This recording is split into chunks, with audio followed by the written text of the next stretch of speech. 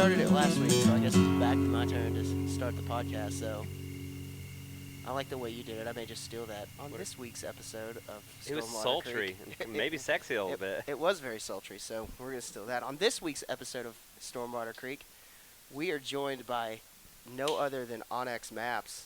And we have Torry, Bishop, and we have Sean, all from live from Montana. What's the weather like You there? bet. Not quite shorts and t-shirt weather, but you'll see people walking around in it. Yeah, I'd imagine so. We've gone Yeah, it's through. kind of a light jacket kind of weather. We went through that this weekend. It was 80 degrees on Friday and 30 degrees on Saturday. Oh yeah, It's that time of year. yeah, we're playing with that a little bit too. That's fun. It's the worst. It wreaks havoc on the fishing. I'll tell you that. That we don't have to talk about. That was a bad event we had on Sunday. 6 hours of catching nothing, but we tried. We really did. Well, tried. that's what it's all about. I mean that's part of the battle. So what have you guys been doing up there as far as fishing and hunting this time of year? I guess it's about ready for spring bear. Is that?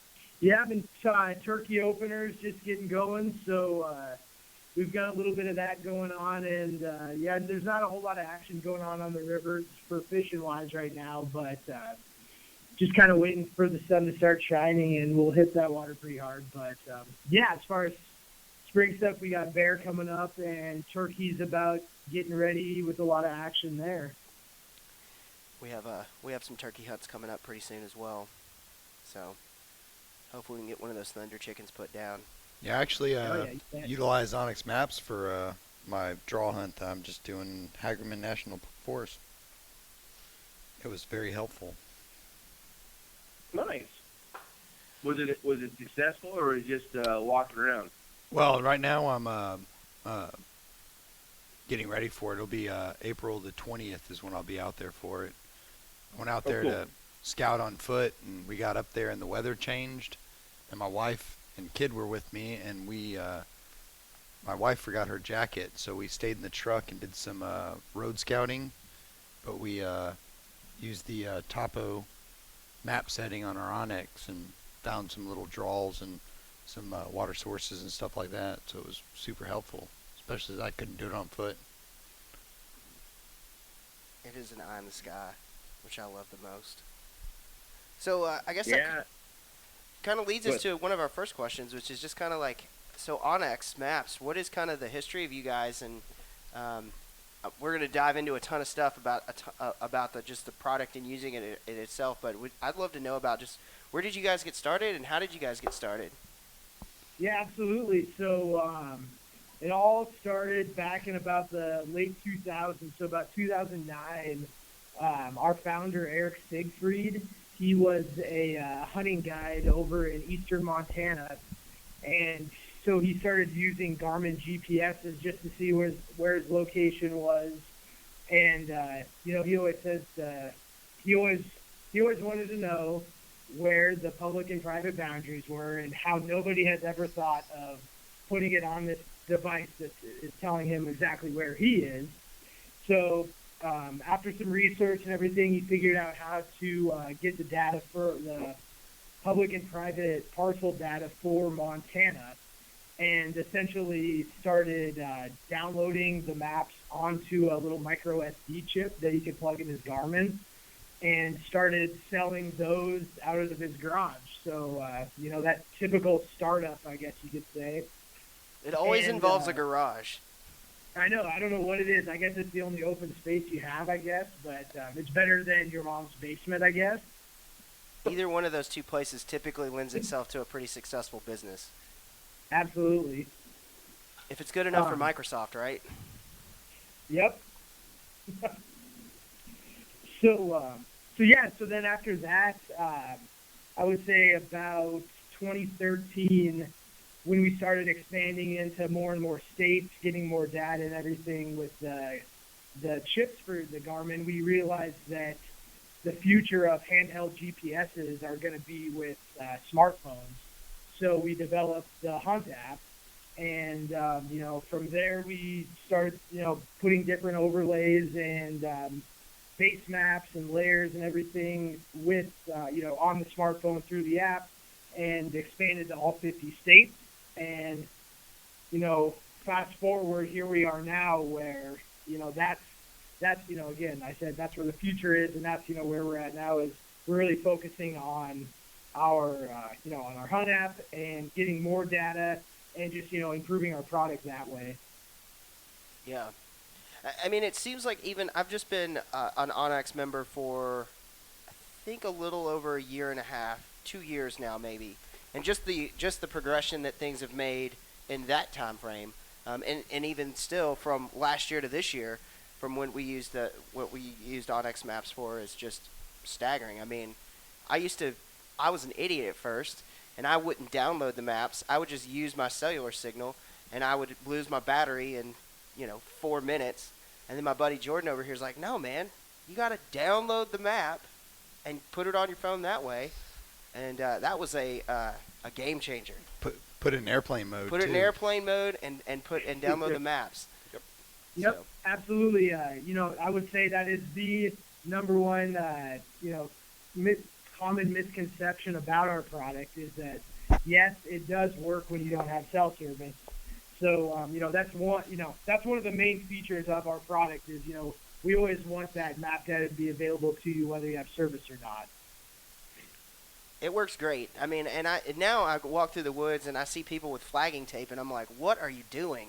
Man, I was that guy. I keep flagging tape in my truck right now, but OnX has been the solution. I still like flagging tape for some things, but I like flagging tape to throw people off the trail. Lead There them you go. outside. I said some things. I wasn't going to say that. Don't give away our secrets. Oh, yeah, that's right. But you'll never know if it's our flagging tape or somebody else's. We gotta use that though because Abe always throws out where we hunt. Yeah, well, if you're Yeah, if well. you're willing to put the work in, you can use it. So, what is your recommendation? So, if somebody's coming from Texas down here, from when we're talking about just kind of using that offline feature and downloading maps, what is kind of your recommendation from a standpoint of if I'm looking at getting a Garmin, because you can download the maps onto a chip and put those into a Garmin, right? So is it better to grab yourself a GPS, or could you just use your phone?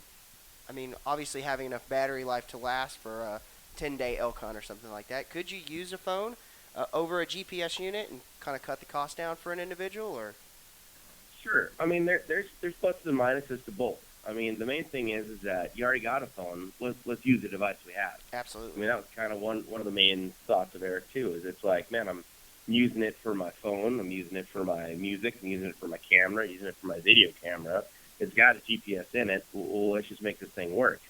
So, majority of people right now are walking around with a phone in their pocket. Most people are probably listening with the phone in their pocket right now, but not everybody has a GPS. So, I mean, if you already have a Garmin GPS, man, this is a great addition. I mean, it's the chip. I'd say the biggest difference between the two is that with the phone, the membership, for the phone or tablet, you have to have a little proper planning. So, I mean, if you're coming from Texas, you're coming out to Montana, you kind of have to know where you're going to go, save that map prior. If you got a GPS, you pop that chip in, and it's plug and play. So you're going to be up and running. You don't have anything to save. You don't have anything to kind of know where you're going. You could be a little bit more loosey-goosey as far as that goes. But we're a little limited as far as what's on the chip compared to what's on the app. And the cool thing about the app is that, man, all of us talking right now could all be looking at Montana, and all of us would have it look a different way. I might want it to be topo. Sean might want it to be, aerial. You guys might want to have a hybrid. You might want to have the government lands all on or off, or, you can manipulate the map on the app to make it look how you're comfortable and how you want it to look. Absolutely. That's the best thing for me. And today I'm talking about going on. We're talking, my brother and I and the group here. We're talking about going on an elk hunt maybe next year. And so I didn't realize that I got 5 states with my subscription. And so I've been an idiot and just looking at Texas. And so I finally added Colorado, and I added the surrounding states as well, Oklahoma and Louisiana. So now we have. I've got a ton of maps for surrounding states as well as Colorado, and just the ability for me to look at and scout with that device, with that map, and coupling it with other things, right? Like elk migration corridors and just different maps and different bits of information, and everything I could needed was on the OnX Maps though, because I was looking before I knew that. I was looking at a unit map of Colorado and Google Earth and everything, and then I was like, wait a second, there's got to be OnX. I'm just going to go bite the bullet and buy my, what's $30 or whatever for a state, and then I was like, wait, I get a state. I get 5 states here. So I got all that information just by checking a checkbox next to Colorado, and up comes everything I need.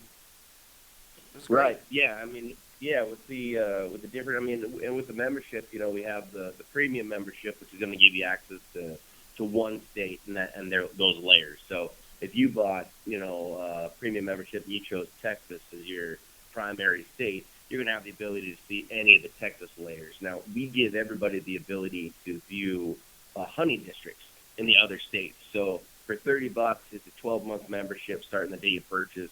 You have access to that one state, but we also let you see the hunting districts in other states. Oh. You're going to see nationwide layers too, but we have an elite membership, which is $100, and that gives you access to all 50 states.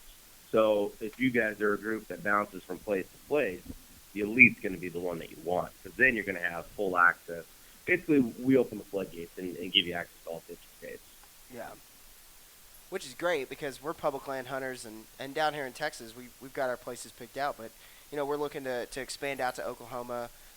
Would love to get up to maybe Missouri or Kansas one of these days, too. So to be able to have that information, and because it's so far away, for us to be able to get to, Oklahoma's a little different story, but Missouri or Kansas, Colorado or Montana, especially going up that way, that's an investment in time just to get there. And so being able Right. to the opportunity for us to go and look around and scout is obviously highly limited. So being able to do as much as we can with a computer or a phone is the way to go.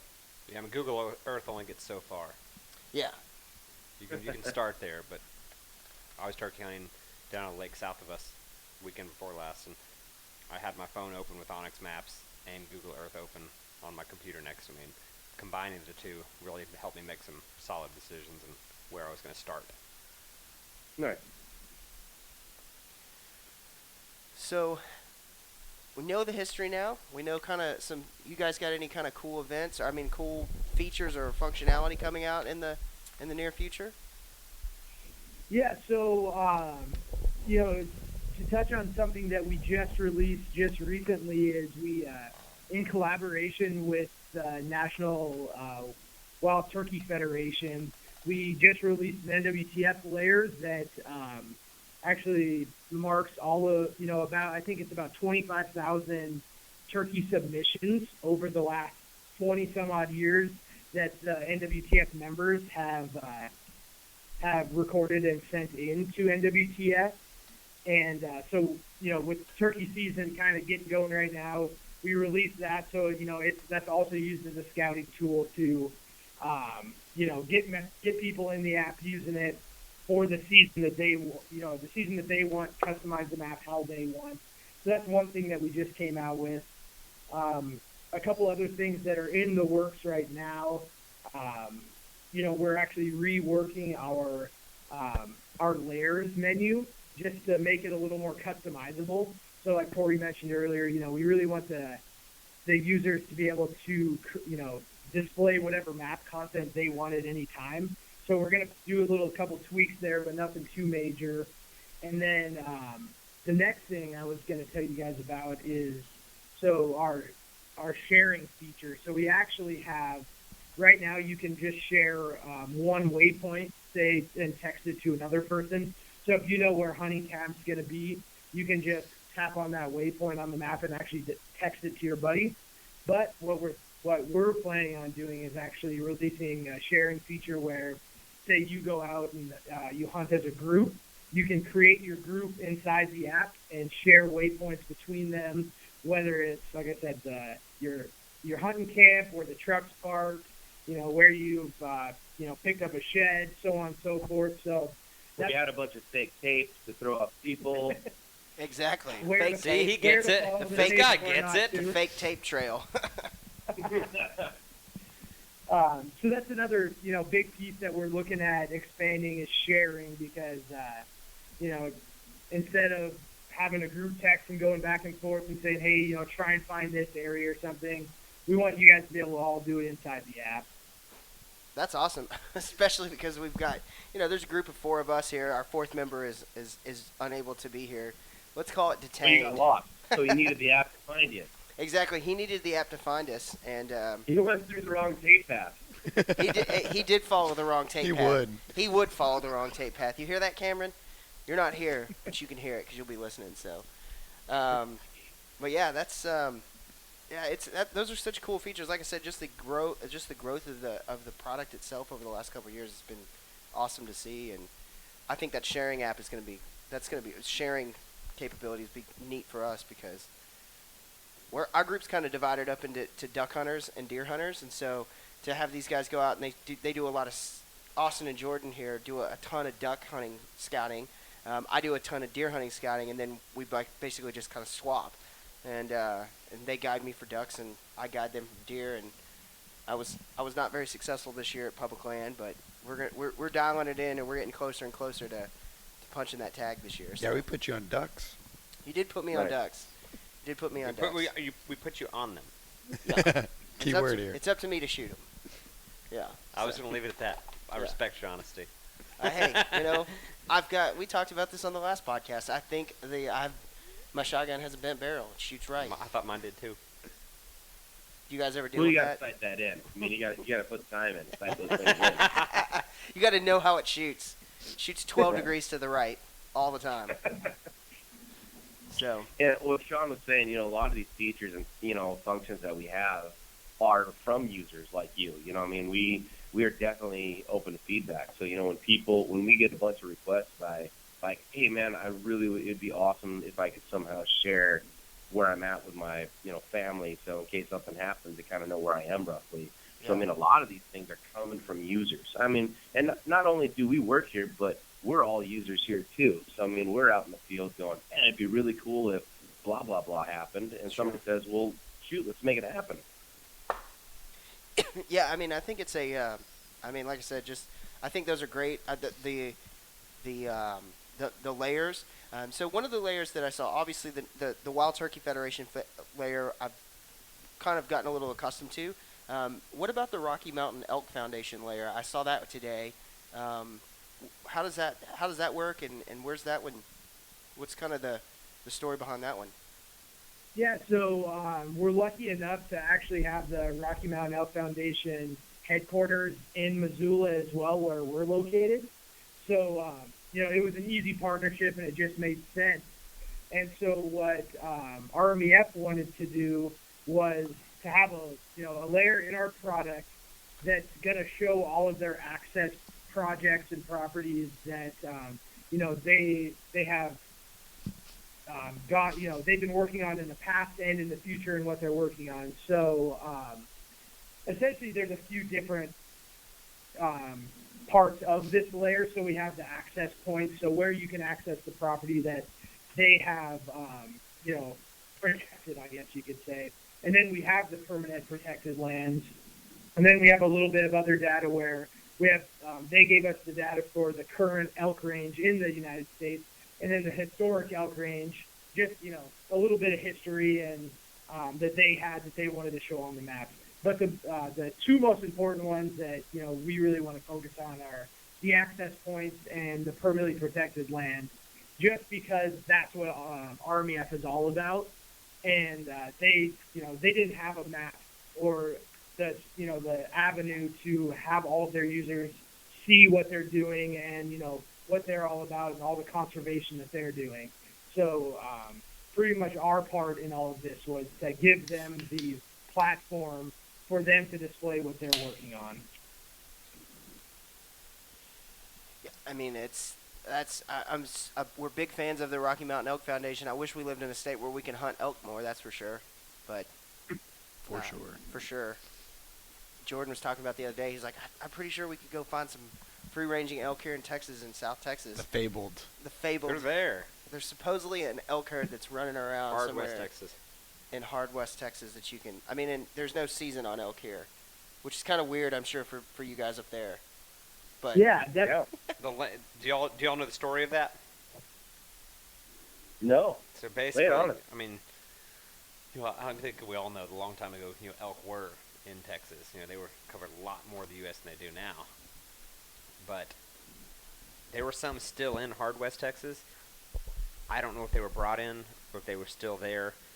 As you also know, Texas is 97% private land.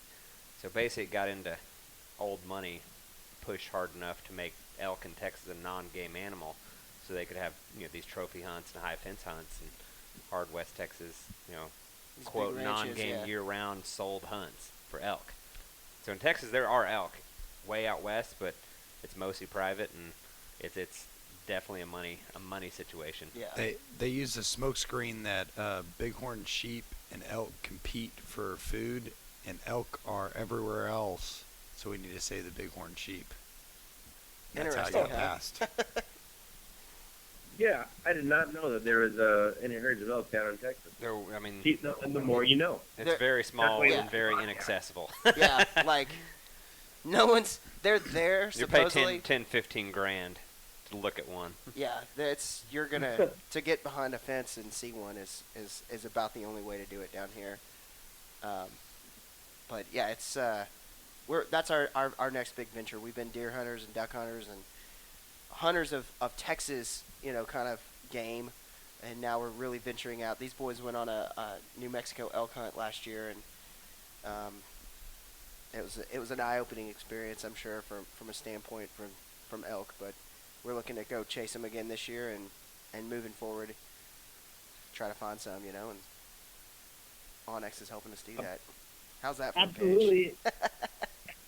And so we can keep going on that topic of even people in the that are wanting to go in the western United States and hunt elk, and how OnX can help them. From a scouting perspective, and even while you're there, but we can keep going and talking about layers. So we actually have another layer, and I don't know if you guys have used it or not, but it's called the roadless area. Okay. And No, I haven't used this. essentially what that is it's a layer it's kind of a little heat map that's going to show you areas furthest away from roads. Oh. And in our Interesting. with us using it, and what our customers have told us, and some elite hunters out there, is that's where the elk are going to be. So why not give you guys a little bit of a heat map and show you where where they could potentially be. So if you turn the roadless layer on, it's going to be kind of a black, purple, white looking overlay, but all of the lighter areas are going to be spots furthest away from roads. And most elk hunters would know that a lot of elk don't hang out in populated places, and they don't want to be around roads, so that's where they could potentially be. I mean, I And think, so, go ahead. oh yeah, I was just gonna say, from a scouting perspective, this, if you're looking at this with, in comparison to public land as a scouting tool, this is something that you could utilize for sure. I mean, absolutely. I mean, I think to me, as just somebody who is somebody who lives in not a foreign port, but in a place that you're not able to go and scout or have had a lot of experience in doing it, just to be able to have a starting point. I think that's the biggest thing. Right. I don't mind. We all kind of don't mind putting in the work, but it's like, where do you even start? I think that's the biggest thing, is where do I even look on a map? Where's my goal to get to? And then from that point, your experience in the field of like being able to identify sign and just being a good hunter should take over at some point and should kind of get you to where you need to be. But just starting is, I think, the hardest thing for me personally to figure out. Right. And yeah, I think that's, you share the exact same thoughts and everything that everybody else, that we talk to and I run across, is just, where do I start? Where do I go? So we hope that the tools that we have in place within our app and the layers and everything are going to give hunters that, first step of, where can I go? What can I access? and then you can, you learn the other skills, your hunting skills and your tracking and all of that. But yeah, you're absolutely right. Yeah, it's not like you're going to go fishing. You can call a local fly shop and say, hey, what's on right now, where to go, what kind of bugs should I be throwing. Hunting, there isn't really like a, place that you could call and say, are they there, are they not there, unless you know somebody. Exactly. And even then, I mean, it's just like it's such a proposition of here today and gone tomorrow, especially with something like elk that are moving around so much, Right.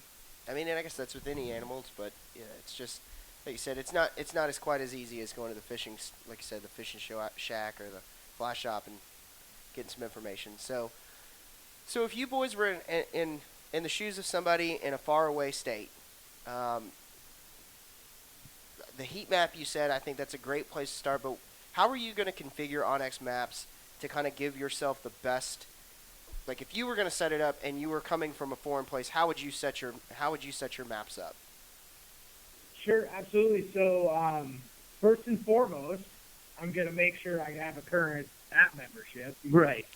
Yep. But second, coming from somewhere where I'm not hunting, I'm going to make sure that I have my public lands turned on. So whichever state you're going to be going to, the layer is going to be, your state abbreviation public lands. And that's going to show you anything from, if there's BLM in the state to national forests and so on and so forth. So there's a bunch of different government and public lands in that layer there. And then the next most important one coming from out of state is going to be the hunting district layer for that specific species.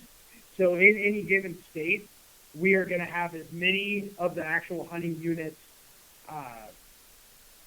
for that state that you can turn on. So, for example, for Montana, we have anything from bighorn sheep, black bear, moose, mountain goat, turkey, to antelope, upland game bird, so on and so forth. So make sure you have your specific species that you're going to be hunting turned on. So those are the two most important, at least, state layers that you're going to need. And then, what we suggest also is going to have your private lands turned on. So there's going to be a difference in color between your public and private lands, but you're going to want to know both just in case you end up shooting something or trespass, you come across a fence line and one side's public, one side's private. If you have to go on the private land, you know who owns it. If you need to contact them for anything, you have both turned on. So those are the state layers that we suggest having on. So we have also another tab that are your nationwide layers. So layers that we offer nationwide. So if you're elk hunting, like I said, the roadless areas is a great tool to use. We have a couple others that we have. So historic wildfires. So it's another good scouting layer. So after a bad summer of fires like we had last year, you have to give it a couple of years until, that vegetation starts growing back. And that's where some wildlife may be. So utilizing that tool to find out where there's going to be timber or where there's going to be, where there was a fire last year. So that's another good one that we have, historic wildfire. And we've got a couple other in our trails and rec. We actually have rec sites. So if you want to see any campgrounds or trailheads, anything like that, boat ramps, we have those. And then trails. So trails is super important just if you're going to be on public land. So you can find out, if you're packing something out, or you never know if you're going to need to hit a trail if you're going to go off, off hiking mountains and things like that. If you're a fat kid like me, too, you want to have that trail slope layer turned on, which is kind of cool. Because you can see, green to yellow, yellow to orange, orange to red. So you might be able to look at it and be like, man, I don't know if I want to walk up there. Yeah, that seems like a hike.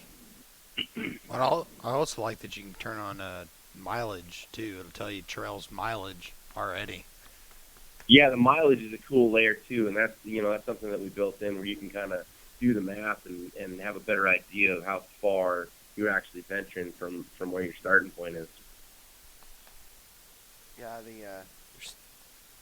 okay. Well, that's some great information. Austin, what do you think? I kind of wanted to touch on what we kind of mentioned while we were prepping for this. Is that people have mentioned that not just hunters are using this app and information, but lots of other people. Well, what can y'all enlighten us about that? I mean, I can see some usages, but y'all give us the professional side of it. Yeah, absolutely. So, you know, from personal use, and we can talk about other groups too, but, we have anybody from, obviously our main core and our market is hunters, but, we have the fishermen, we have hikers, we have, rock climbers, we have ATVers, we have the, backcountry skiers. There's a ton of different groups that use it, but, from the tools we have in place, the biggest groups I would say are in the fishing community and in hiking. And the reason those two are the biggest is because of a couple of the layers like we kind of just touched about were the recreation sites and then all of our trail data. So we have trail data throughout the United States that is the most comprehensive, I think, that you can pretty much find anywhere with all this other information. So, we talked about the slope and the mileages, but also the rec sites. So trailheads, backcountry campsites, all the things like that. We have glaciers, we have all the peaks and everything like that on our map. So that one and, that kind of goes hand in hand with the rec sites and fishing is, in Montana, everybody, if you're a fisherman, you float the river. So you want to know the stretch of river you're going to be going on. You want to be able to measure how far that float's going to be, and you want to know where your put in, your takeout is. So just those couple examples are what we use. There's, we have a big market of people that they just want to know where their property boundary is. They're not a recreationist.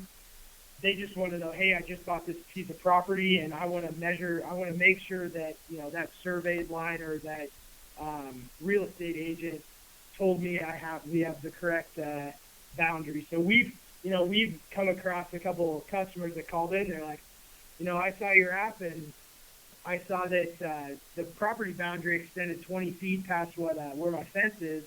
And I just, I called BS, and so I went to the county and I started talking to the assessor, and turns out I did own that 20 feet. And so, having those customers call and tell us that, you're more accurate than anything I've ever found is really reassuring to us.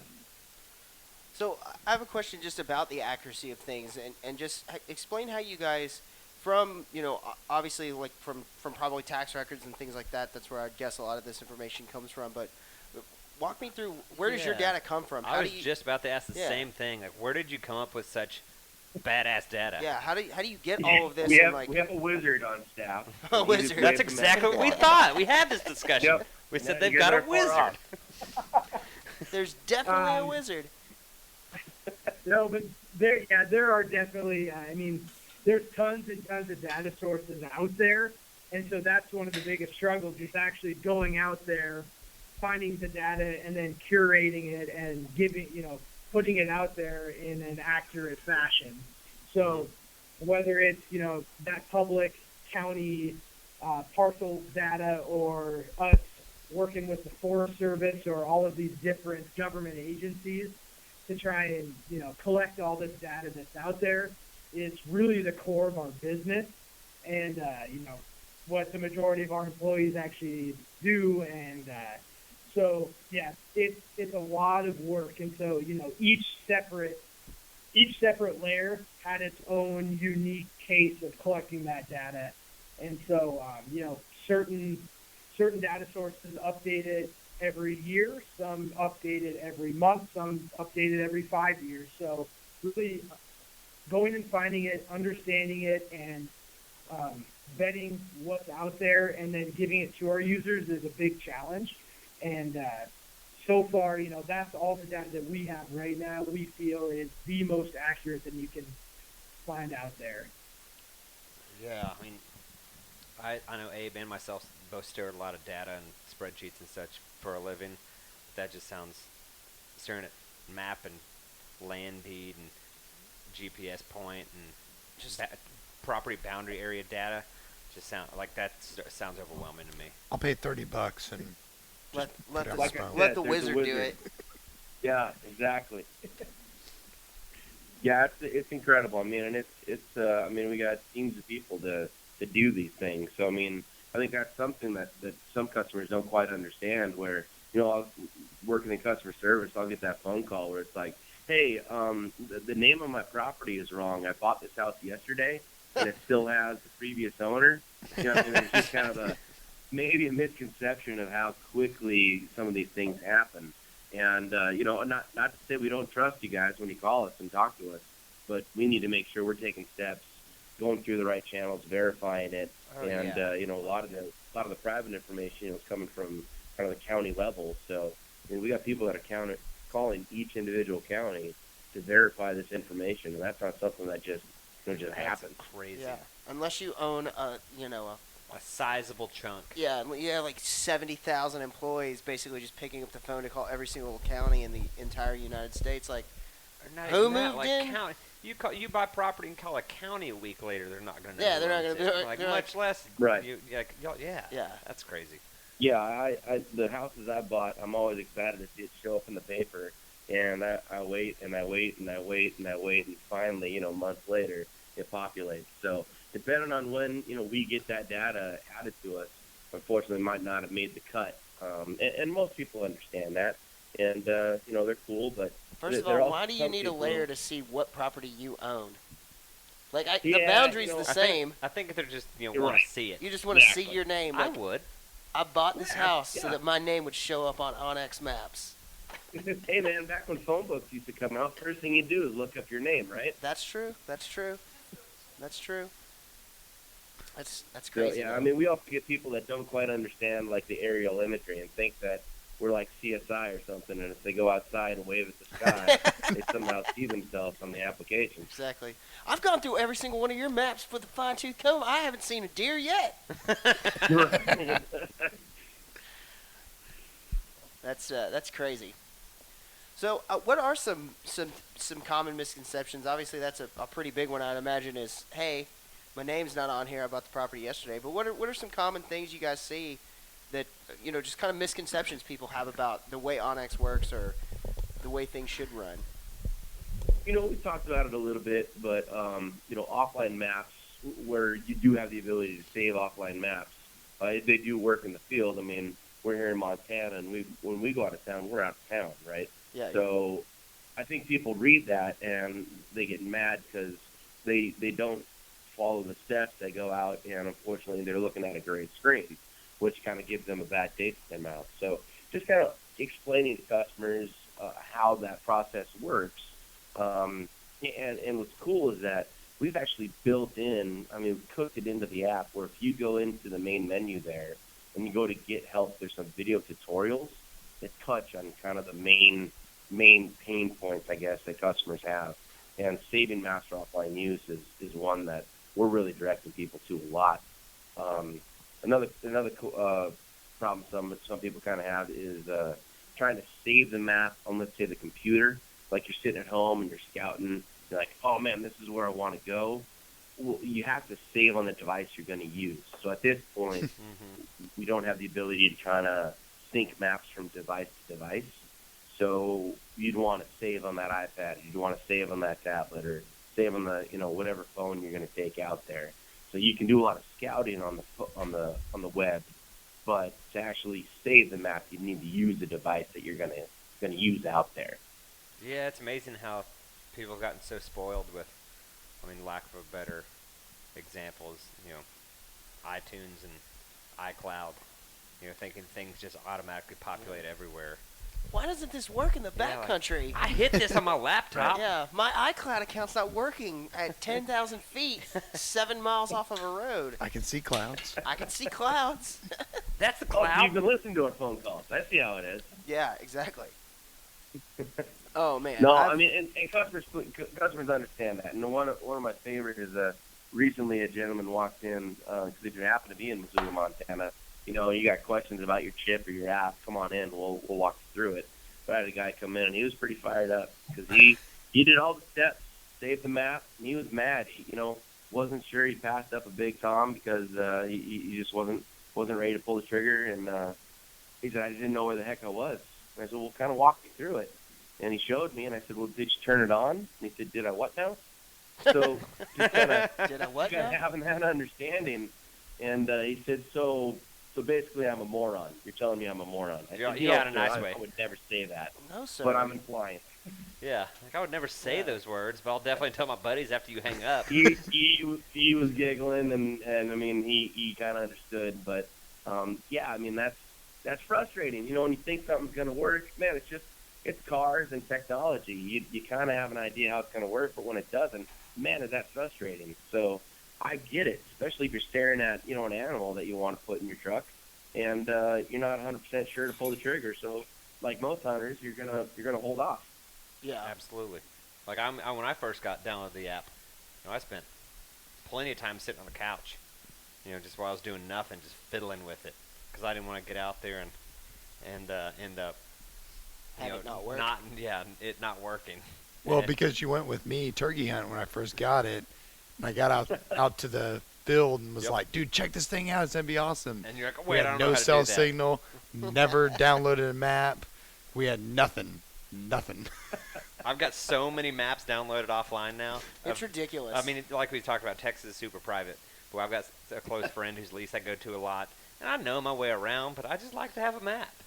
And I've got that. I've got a lot of public land. Like, it's just so useful. the tracking device It's amazing. is the best ever. Just because I've it's like a crutch for me now.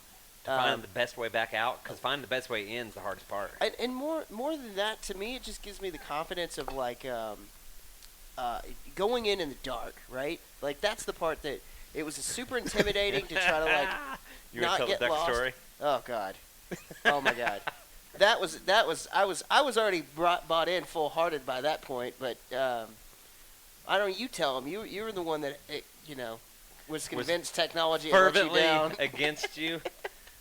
All right, so we talked about it. We duck hunt a lot. We went up to a spot that I've hit for years now. And I didn't do any scouting because we always see a couple ducks. And it was an easy place to start because I knew my way around.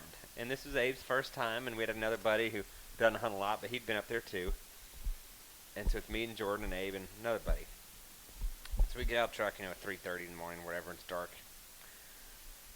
And we start walking. We walk 45 minutes. And I'm like, man, we should definitely be where I'm going now. And everybody gets out their phones and GPSs and whatever. And we've walked a 30-minute circle around this tank. I mean, a pond. It's a pond. It's a pond, It's yeah. a pond, tank, Texas. And I said, that's bullshit.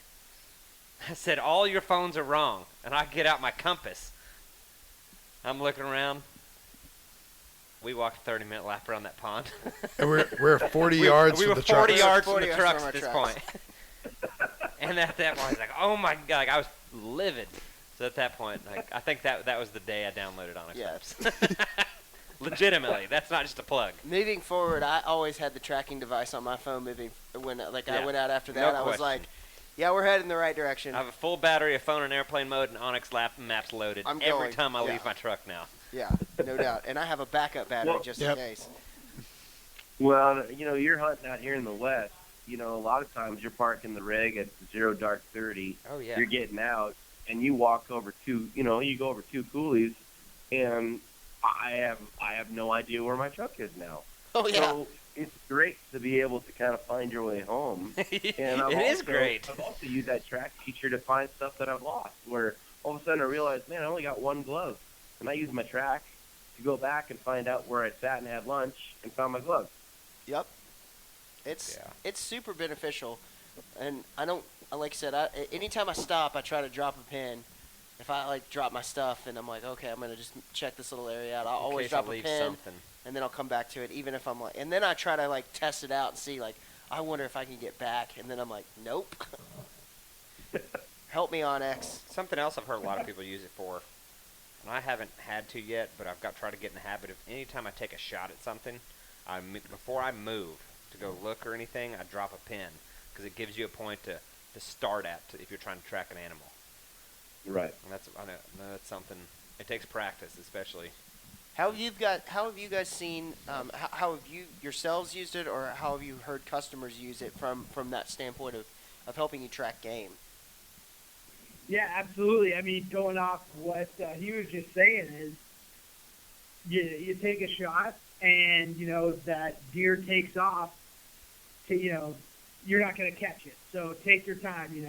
Stay calm, pull that app out, and like you just said, you can either start a track, or you can place a waypoint down. And then we have actually different icons for that, mean different things. So if, you take that shot and you walk, that 100 yards and you see that first blood trail, you put that waypoint down with the blood trail icon, and then keep going and keep placing points down and start a track at the same time. So I'm really using those tools that are in there. So, we have those waypoint tools, and we actually have a line and shape tool where you can, you can measure something, you can draw a plot around, a certain area where you think it might be, and, you walk that area even, and you can see, distances along that. But really using those tools, the waypoint and the track, and then the line and shape tool to track an animal, it's going to save you in the long run, because from experience, I can see how many times I've been like, all right, I got to go back and find that last drop of blood that was 100 yards back, and maybe I'm going to try a different way, and then it's 3 hours later, and I don't even know where I started. So using that tool with just simply placing your finger down on the screen to place one waypoint down, it's as easy as that to save you a couple hours. So I'm sure we've all been there, and we all have stories, but just taking your time, staying cool, calm, and collected, and just be smart about it is the way I say do things. Yeah, and I've used that line and shape tool a ton when planning my scouts. Like this last turkey scout I did, I was looking at these big open fields and plotted my walks in and walks around, just so I could have an idea how far I was going to go, and kind of make a plan for the day. So I didn't look at this unit and think I'm going to scout this whole thing, and it ended up being 40 miles for where I want to go. It gives you a realistic expectation of what you can get done. Right, yeah, because if you're looking at aerial imagery and you're like, all right, well, these two coulees are only going to be 2 miles, and then you draw it out, and again, it's, wow, okay, never mind, that's 25 miles. Yeah, I'm probably not going to do that today. What's cool too is, if you're going to a place too, or if you're trying to find a place that you've been, we have a go-to feature in our waypoint. So if you created a waypoint, you can go ahead and tap it on the map, and there should be a go-to feature. You tap there. It's gonna, it's gonna take you as a crow flies. So it'll walk you through a river or right through a tree, but at least it gives you a better idea. So when it's, you leave your truck and it's darker than dark, and you create that waypoint right there, label it truck. When all of a sudden it's dark again, you need to find your way home. If you haven't created a track, you can at least do the go-to and kind of figure it out that way. The best method, yeah. Yeah, I've got a picture from that scout, and it's got some go-to. We stopped a couple times to look at things, and I think I actually hit the go-to, the home waypoint or whatever, because it had some straight lines. When I got back home and was looking at it, that's what it is. Yeah. See those? Because you didn't walk straight. Like, yeah. I definitely didn't walk straight. So, yeah. Right. Yeah, I'm sure we've all had those times at the end of the day after you just walked, 12 or 15 or 20 miles, and you can see the truck in the distance, but you just need to know how far away it is, and it's a little bit of peace of mind sometimes. Absolutely. It gives you a reason to keep walking. Keep walking, yeah. Exactly. Not just go, this is where I live now. Yeah, I'm always fascinated just by how much you, like, I think with the tracking tool, I'm just always, like, how quickly you get off course to where you're going. Like, compared to, like, thinking, like, okay, I know which direction I need to go. I know I got to walk straight ahead. And just trying to walk straight ahead in the woods is way harder than you would think it would be. Even if you have it in your mind. You've walked 30 minutes around a pond. Exactly. Exactly. That's so what we're happens. back to this now. So, yeah. This is the I missed a perfect duck shot this year for you. You know, hey, it happens. Both of those situations are my situations. But I was leading the group. charge. Like I was trying to think of something clever. I had nothing. Good job, What I thought Gretch. was the best Leading part our crew is you were to this duck spot, and I led us around a pond for 45 minutes. What's even better is I was leading us directly to it, and With you took OnX. control. I said, no, No. you were wrong. nah. We'll go this way. That's how it happens. Nah, I got a shortcut. Yeah. And then all of a sudden you're sitting at a pond. You're just like 40 yards. I got Yeah. to hit my truck with a rock if I threw Calling it it real main hard. water. exactly. No, this is main water. No, I think it's not. I think I could see the other side at 3 in the morning. So what do you guys? I mean, OnX. I mean, what else do we have to talk about? I mean, obviously, great product, but Unbelievable. anything else you guys want to talk about? Y'all tell us about Uh, y'all. Yeah. Like skip the brand. What do y'all hunt? Obviously, I'm sure.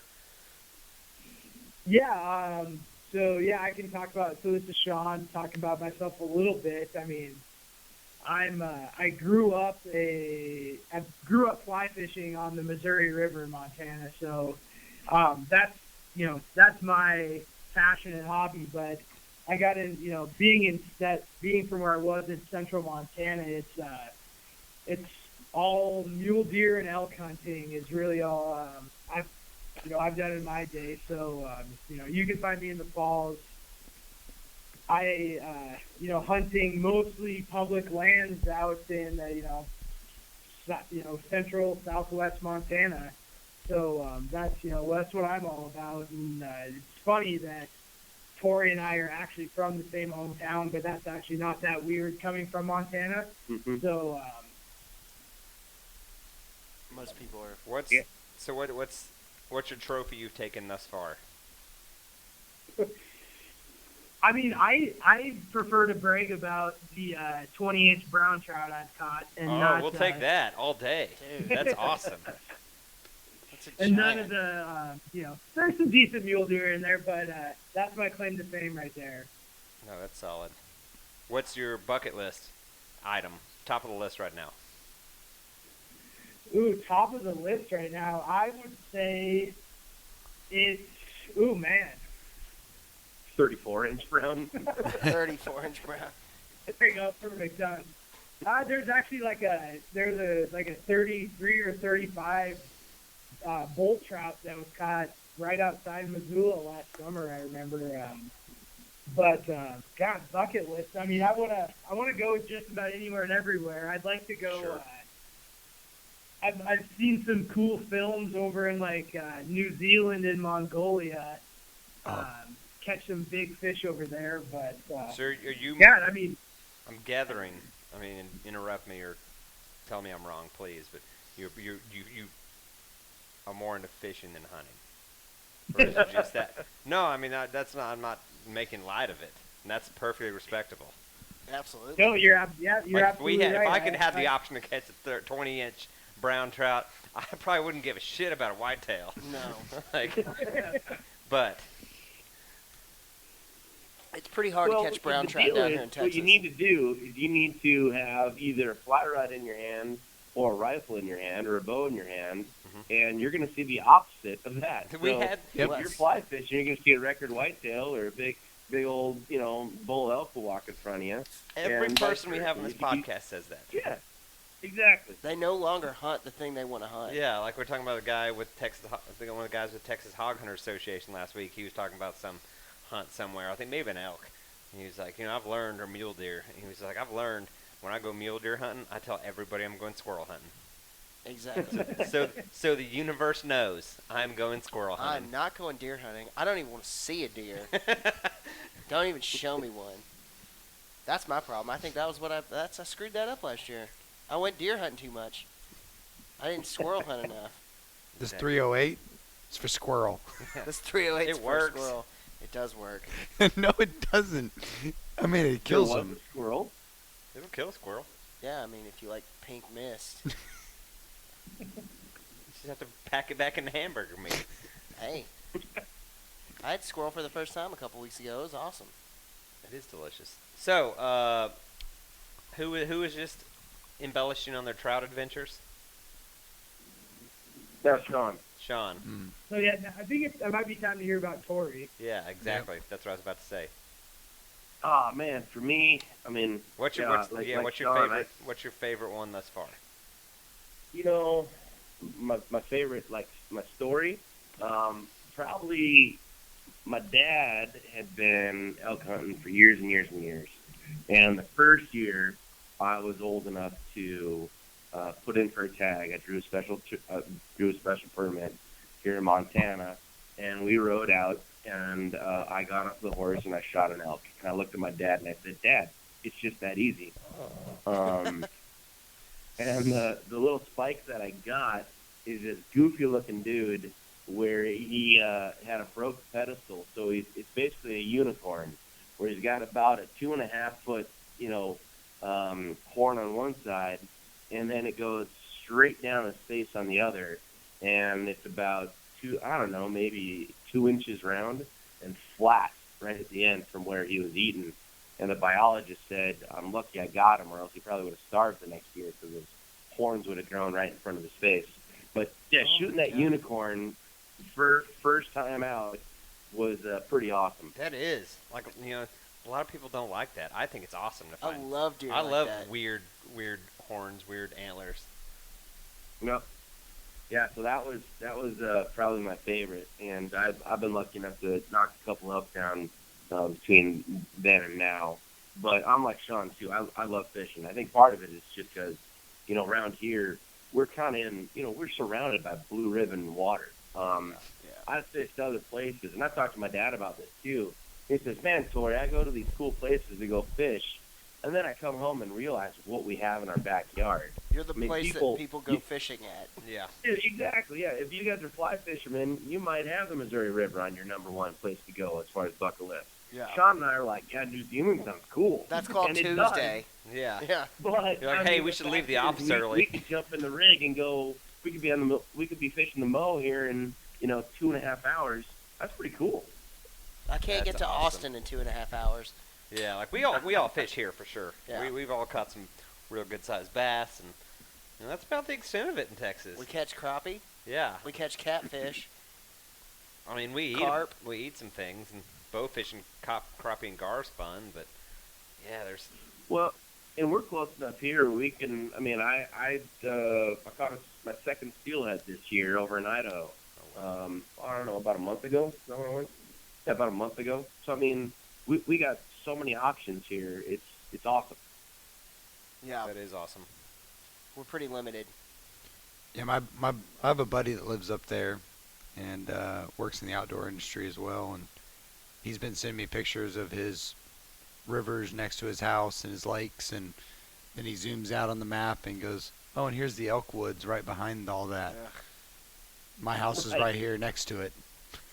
Yeah. Well, I just did that on my lunch break. It was a little bored. I was a little bored, so I went fly fishing. Yeah, Yeah, he's a real asshole. Exactly.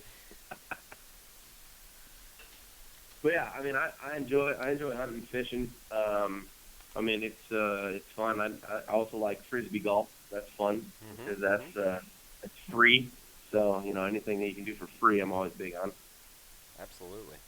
Yeah, I played disc golf for quite a while here in Dallas. Yeah, so did I. It's fun. It's a fun sport, that's for sure. It is. It's a lot better than Heck real yeah. golf. Yeah, I like real golf. Except I'm getting a little tired of spending a bunch of money on it and just hating it the whole Yeah, time. exactly. To have like 2 or 3 good shots. Losing a bunch of balls. Yeah. Yeah, I Yeah. mean that could be the beverages, but either way. It's probably the beverages. I don't golf. I golf better when I've had beverages. I have a really mean slice. Yeah. Man, I tell you what, I got a slice. It's so bad. I'm waiting for it to come back and land itself back on the tee. Boomerang, yeah. Like a boomerang, circle Yeah, around. Exactly. Yeah. Yeah, I will have people on the left side of the course drop down and end up hitting the cart lady on the right side of the course. At least the beer stopped. Exactly. That's what we were talking about the other day in our kayaks. We were like, we need There needs to be a kayak beer lady. That'd be a lot better than golf, because we like kayaks better than golf. Yeah. I think those are called mermaids. Yeah, that's right. Mermaids. They don't live in Rowlett Creek, unfortunately. that we've seen. Nothing lives in Rowlett Creek. It's a liquid desert. Easy turbo. God, I was so tired of it yesterday. We fished 6 hours yesterday. Didn't even get a bite. Didn't get anything. It was terrible. But we just had a giant front roll through. Yeah. Water temperature dropped see, 10 degrees. We didn't set ourselves up for success on this No, deal. we should have gone down towards the mouth, towards the lake. But I bet you guys are yapping to each other a bunch. I mean, if the fish were on, you constantly. probably wouldn't be talking so much. Yeah, we wouldn't have been talking. It would have been like, what did you use to catch that? Yeah. Where'd you throw it exactly? Yeah. What color was it on? How deep were you set? What'd you do? Do it again right now Do and it show again me. right now. Yeah, see, you No, Now didn't those are move. good Now move out of the way and friends let me right do it. Those are good friends right there. Yeah, Kinda like, there have been times where we show fish pictures. It's like, where'd you catch it? Right in its mouth. right in its mouth. Right in its mouth. That's right. What else y'all got? What else y'all want to tell us about OnX Maps? What's the inside scoop? Yeah, we can talk just quickly. I mean, we did go over a couple of the conservation groups we work with. So just to name them off again, we work with NWTF, RMEF, and then at the beginning of the podcast, we'll talk a little bit about BHA. So we actually have really great relationships with these guys, and it just so happens that BHA and RMEF and us are all in Missoula, Montana, which is really cool. But we actually have promo codes for these, for members to use if they want to give back. So it just goes, if you want to purchase our product using NWTF, DHA, or RMEF, we actually get 20% of those sales back to those groups. So that's, something that we work with them on, and, we're all about working with them and just trying to conserve and do all of that. So I wanted to touch on that really quick. And other than that, we covered a lot of ground and talked about our product and everything. So we're open to any more questions you guys have. But Yeah, I mean, that's awesome. We all work real close with BHA here. Mm-hmm. We're very, very involved. We do a bunch of public outreach, and we're very close to the Texas chapter, so we appreciate that Absolutely. very much. Nice. People look at us very weird when they're like, is there even public land in Texas? Yeah. Like, yeah. When you guys first kind of got into OnX Maps or learning it, other than not saving the map for offline use, kind of what were some of your guys' pain points that you saw, or maybe misconceptions, or kind of man, I wish it had this. Like, I mean, are there any things that you guys came across? Man, Like, where are all the deer located? yeah, I comb this thing fine-tooth comb, and I have not seen a deer. This is useless. I want a refund. I mean, I think the biggest thing was just like, it's just like any piece of software, which I work in that industry, so I kind of have a, I kind of think about things a lot probably from the perspective you guys do, but it's just, I think the biggest thing is people just not taking the time to like Know how to use it. Look at it Yeah. and go through it and utilize probably, I would imagine that the help features are immensely helpful for somebody if they would just take the time to go through them, and I think Yeah. a lot of people just are like, Like, don't download the No, I'm app not clicking. on your way to the hunt. Yeah, people who just kind of do that, I think that's the biggest thing is just you don't stop and you don't take time to really explore and get to know how the thing works, because obviously it's not just, it's a map. I just learned that you can turn the transparency down. Things like that. But I those are, agree, because it makes it real tough. Yeah.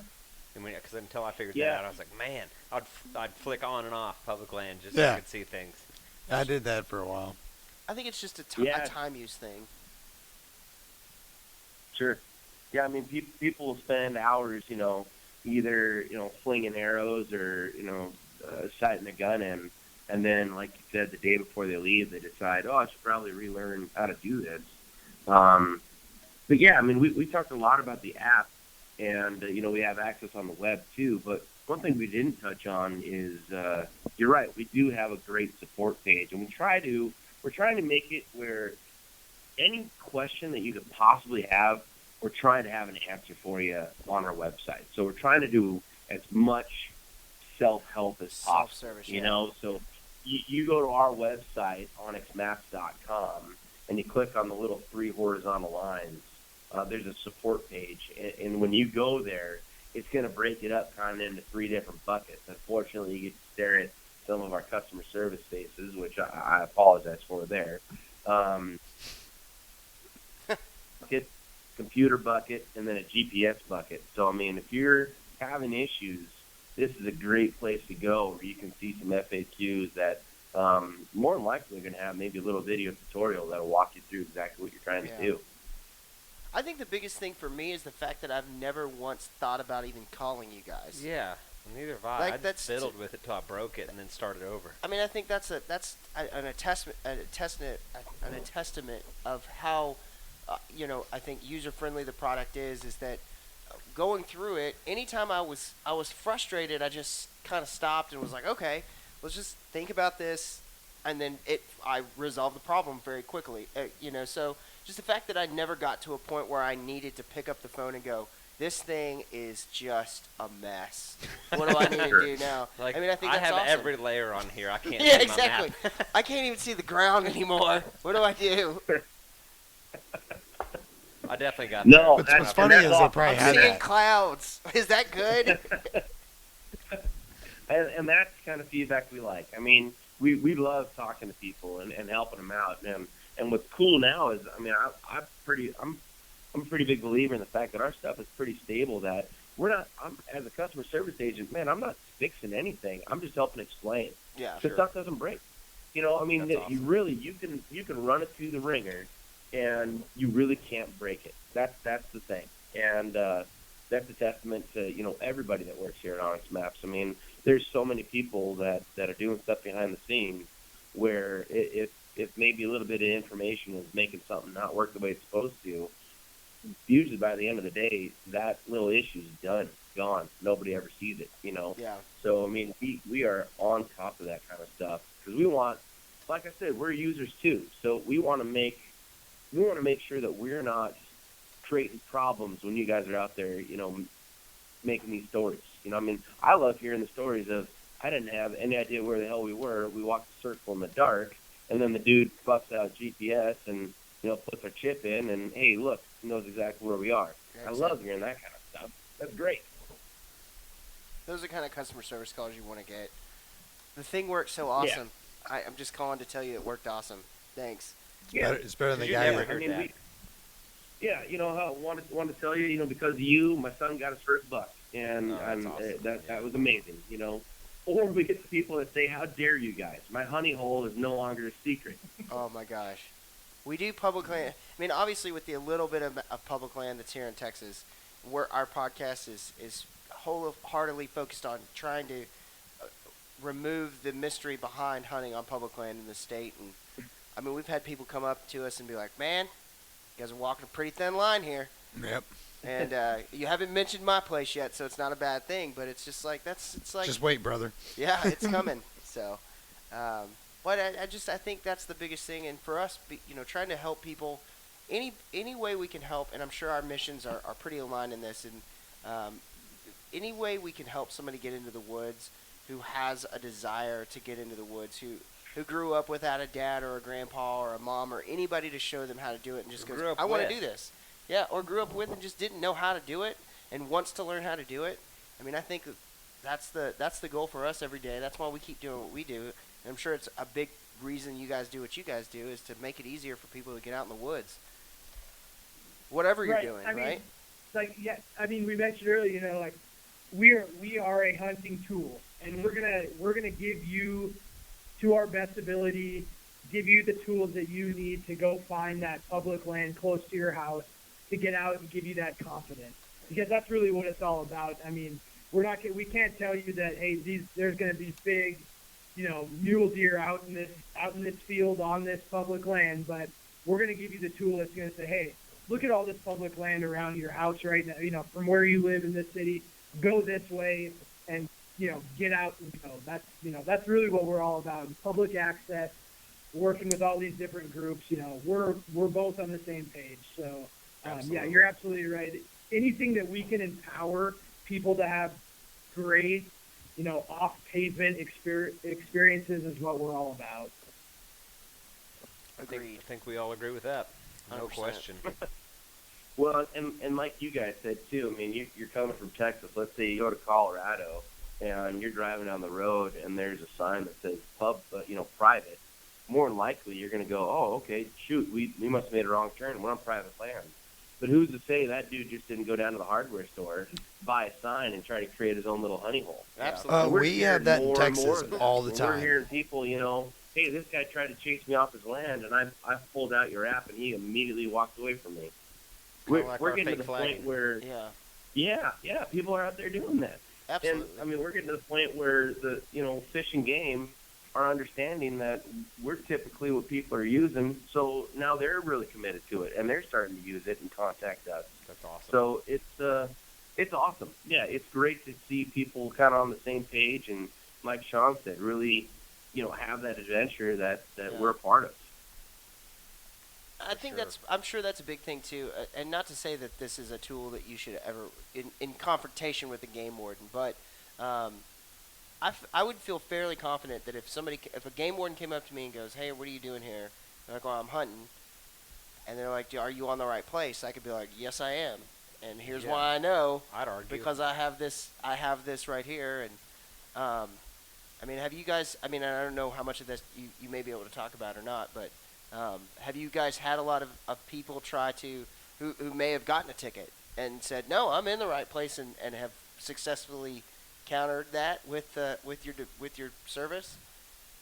So, I mean, we've had people contact us that that may have fallen into that situation, and I don't actually ever know of any that we've never been followed up with after they've been in court or anything Sure. like that.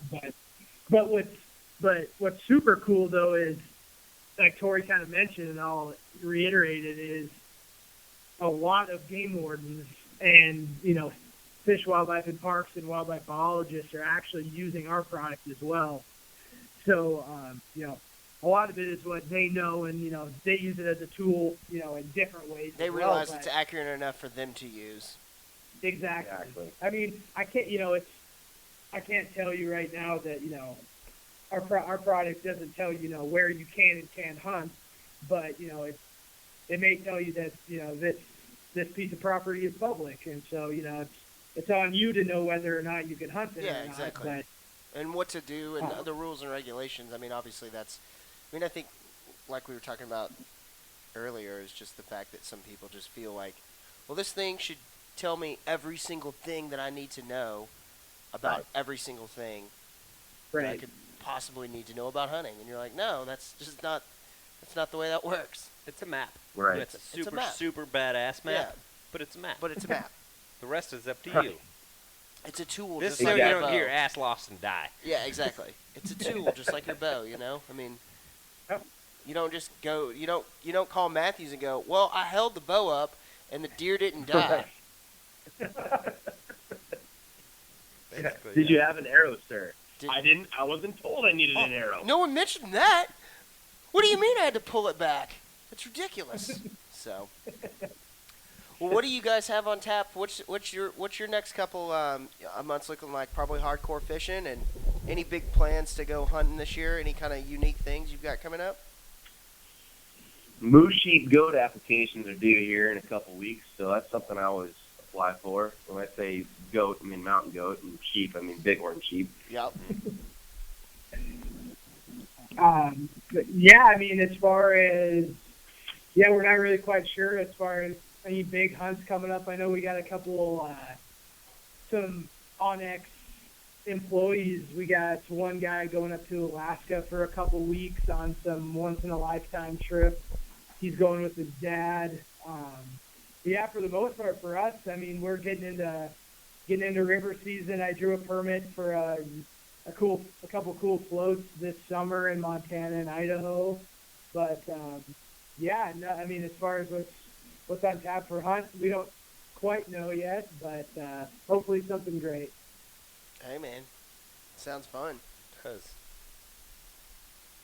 for sure. So, Jordan, you Yeah, got there's anything? there's this place I was going to go duck hunting with, but this guy just made me walk around in the dark for 45 minutes. Yeah. I you too? I like these guys. Give them And see, great we didn't shit. finish the story. Is that we got out there and we got on ducks, and then F and G didn't shoot any ducks. Just So he took a long walk, Yeah. but he got to shoot at ducks. I shot at ducks.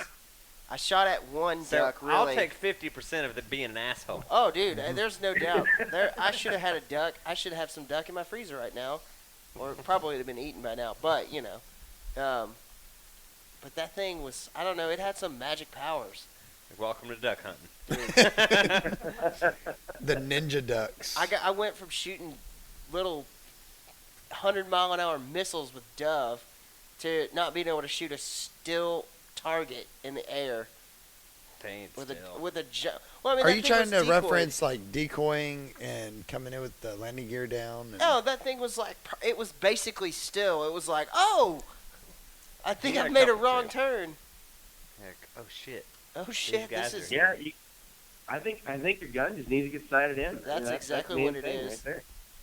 I was in deer hunting mode completely then. I left that day, drove out to public and sat in a deer stand until dark. Which was a super long day, starting at 3 to like 2:30 in the morning till dark, and then a walk out. Yeah, you hit it hard. Way harder than myself. Ugh. Yeah, I went home and took a nap. Yeah, me Yeah. too. I was These going guys to say, it sounds like you took a nap. They took a nap. I got. You fell asleep in that deer stand. I did not. I don't believe you for a second. I hate trying to sleep in a deer stand. Dude. Like on a hang-on tree stand. You take that lineman's rope, you Yeah, wrap sure. it under your armpits, and tighten it up real tight, and you just lay your head down and just That's melt. what this guy did. I sleep in deer stands all the time. Probably why don't we shoot any deer. Yeah, exactly. Deer stand sleeping. That's on the next podcast. We talk about how to safely not die and sleep in a stand. Wake up. I'm your guy. Yeah. You got the right guy. Dude, there's no doubt you're gonna have a permanent you're gonna get red ring on your chest. To amputate your arm because you Yeah, lost blood. exactly. Worth it. This is I got some sleep, didn't I? yeah. Ugh. So, All right. well, you guys got any concluders or anything to add to the mix? Man, nothing. We've covered it all. I mean, we talked a lot about stuff, and at no point did we ever give away any secrets. So that's awesome. Yeah. Good job. We've learned to dance around our honey holes. Exactly. Abe hasn't really. No, I like to see it. I like seeing people come out there and sit 4 feet off the ground and try to hunt deer. It was 6 feet. It was 6 feet. We were walking to it out of a stand at like 3 o'clock in the afternoon. Not 3 o'clock, but probably like I wasn't there. It's you and noon. I Cameron. think it was noon. And we walked past this guy, and he literally was sitting 6 feet off the ground. And we were like, what on earth could he possibly be doing sitting 6 feet off the ground? There's no way I mean, like, our buddy is like 6'5". I felt like he could have just jumped in off the ground into this guy's stand. Yeah, very interesting. Public hunting is No. real interesting when you get onto a place that's like 700 acres that's open to public, and that's your public land to hunt on. You know, Right. it's a different ball game then. Yeah, a little different than out here. Yeah, Yeah. we're like there's But there's a I guess 700 one thing we acre didn't parking talk lot. about, the one thing we didn't talk about with our app is we give everybody a free 7-day trial. So if you're listening and you've never tried it, go to your app store or, log on the computer, basically create a profile, and it's a free 7-day trial for our premium membership. So it's going to give you access to that one state for 7 days. So that way you can kind of test drive it, make sure it's something you want before you pull the trigger on the $30.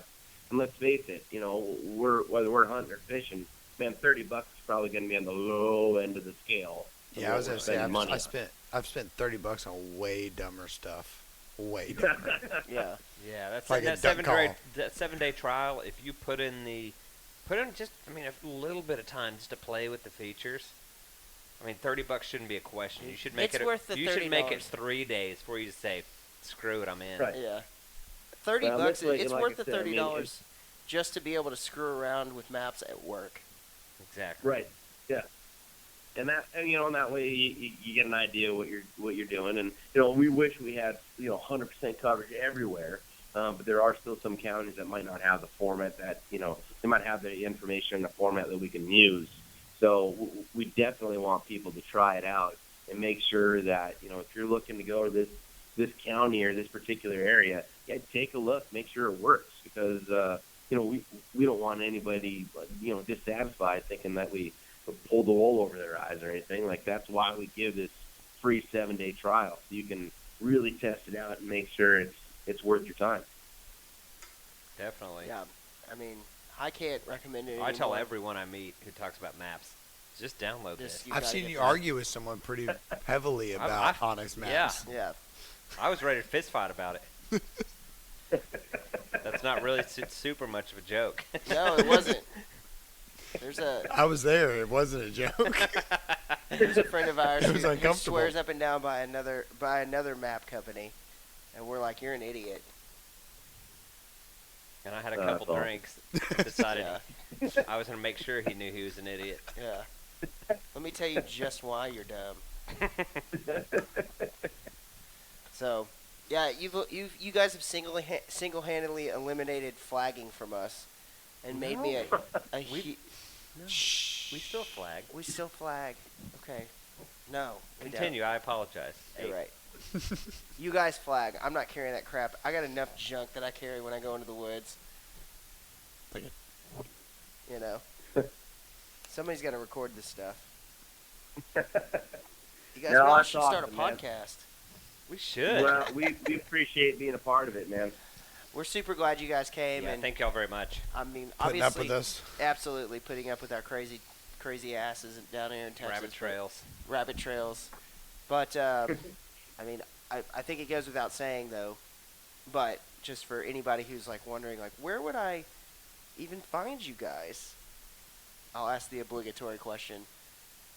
What is the website? Yeah, it's onyxmaps.com. You can also find us on your app store. If you go in and type in ONX, whether it's Android or iOS, you're going to get a handful of responses, but they're all going to basically direct you to us. Our icon is a red box with a white X on it. And so, like I said, if you've never done it, download us, give it a shot, 7 days. If it isn't your cup of tea, that's cool too. We don't automatically charge you, so there's nothing to cancel. It's just gonna not work anymore. That's awesome. Call these guys and tell them how good it is. Don't just call and complain. Exactly. 'Cause there's not much Hey, to complain call us about. about anything. I've worked in sales, Yeah. and no one ever says anything good. No one ever calls to say, "Hey, I just You wanted did a to tell great you." job. And It's amazing. People actually do that. We get emails and phone calls all the Good time. for So y'all. listen, That's man, awesome. I mean, I've seen people and we're busy, and they've waited a while, and they get on and they're like, "Listen, I know you're busy. I'm not going to take up a bunch of your time, but I just knocked down a feast, and it's because of you guys, and you're awesome." Yeah. Well, That's we'll send you an guys awesome phone call to pictures. take. Yeah, that's a great phone call to have. And I will send you guys pictures of our elk hunt as soon as we go. And be like, As soon as we go. as soon as we go. For you, it'll be another year. For Remember? me, it's another year. Next year, 2019 is elk year for me. But Because you decided to go to Paris. because I'm going to Europe, man. Lame. Europe's great. Does Onyx I don't Maps think work they in have Europe? elk there. That's a heck of a shot from Europe. I mean, that's talent. Hey, unless you guys end up on one of those elk herds in southern Texas. Yeah. Yeah, we'll try. I've got a draw tag in for New Mexico, so you never know. I hunted on a landowner tag last year. And Jordan's going over the counter in Colorado. Yep. He So- just doesn't know it yet. I'm making him come for me. By He's myself. doing it. Yeah. So he's gonna do a solo hunt in Colorado for an elk hunt, which I think will be pretty cool. Oh yeah. and then I'll have to take off work and go get him. Gotta be scared in the corner. He'll be scared. There's monsters in these woods. Well, all right, guys, we appreciate We it. super appreciate it, guys. Thank y'all so Thank much. you guys.